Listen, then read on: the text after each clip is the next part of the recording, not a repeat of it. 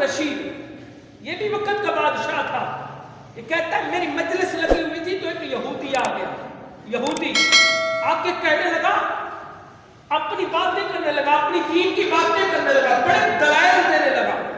میں سمجھ گیا اس کے پاس کچھ علم ہے. تو مامون رشید کہتے ہیں میں نے اس کو دعوت دی کہ آ جاؤ ہمارے دین پر, کیونکہ یہودی تھا.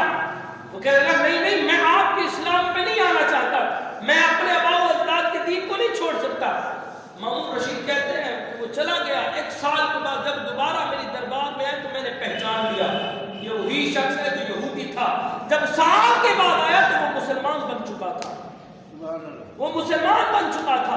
تو میں نے پوچھا خیر تو ہے, یہ کیا وجہ بنی جب میں نے تجھے اسلام کی دعوت دی تھی کہ ہمارے دین کی طرف آ جا, تو نے کہا تھا میں اپنے باپ دادا کا دین چھوڑ نہیں سکتا, لیکن اب کیسے تو مسلمان ہو گیا ہے؟ وہ کہنے لگا میں کاتب تھا, کتابیں لکھتا تھا, تو میں نے 3 صحیفے لکھے تورات کے, اور مختلف لکھے تورات کے صحیفے, اور میں جا کے جو ہے ان یہودیوں کے پاس لے گیا. وہ مختلف صحیفے تھے, میں نے جان بوجھ کے رد و بدل کیا تھا. تو انہوں نے خوشی خوشی قبول کر لیے تورات کے صحیفے, خوشی خوشی. جو عالم تھے تورات کے انہوں نے قبول کر لیے. میں پھر آیا, میں نے پھر انجیل کے صحیفے لکھے, وہ بھی 3 لکھے. میں نے جان بوجھ کے رد و بدل کیا. پھر میں پادریوں کے پاس گیا وہ صحیفے لے کے. وہ عالم تھے, جانتے تھے, لیکن انہوں نے خوشی خوشی قبول کر لیا صحیفے.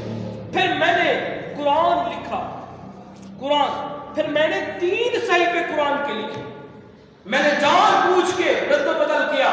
جب میں مسلمانوں کے پاس پہنچا, وہ جا کے یہ صحیفے دیا قرآن پاک کے. جب انہوں نے دیکھا تو انہوں نے کہا ہم یہ نہیں لے سکتے, یہ ہمارا قرآن نہیں ہے, یہ غلط لکھا ہوا ہے, ہم یہ نہیں لے سکتے. تو میں سمجھ گیا کہ پہلے میں نے جو ہے تورات لکھی تھی تو وہ کوئی اور کتاب تھی, انجیل لکھی تھی وہ بھی کوئی اور کتاب تھی.